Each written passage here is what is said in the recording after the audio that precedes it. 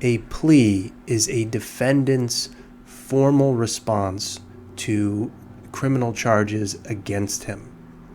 Now, arraignment is usually the first court event in a criminal case. And at arraignment, the court will automatically enter a plea of not guilty for the defendant. Then at the arraignment, the judge will schedule a pretrial hearing for the case.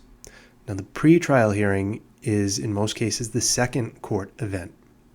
And at the pretrial hearing, the defendant will often do what's called tender a plea.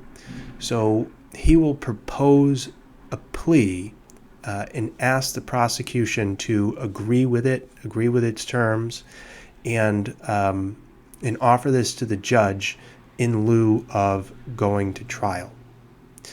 Now, at this time, the defendant can plead guilty. He could plead not guilty, or often he'll plead not guilty but admit to sufficient facts for a guilty finding if the matter proceeded to trial.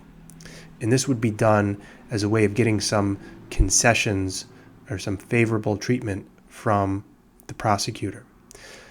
Now, what often happens is the defendant will offer such a plea and ask for a quaff or a continuation without a finding on certain conditions. Often it's probation, a year of probation, or 18 months, or whatever it is that would be appropriate.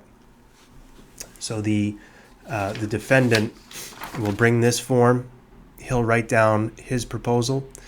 The prosecutor will have an opportunity to write down his proposals, and it will go before the judge for approval. Now, a plea can be tendered in theory at any time. This most likely happens at the pretrial hearing. However, it could happen in theory at any point prior to a verdict in the case, whether it's a judge rendering a verdict or the jury rendering the verdict.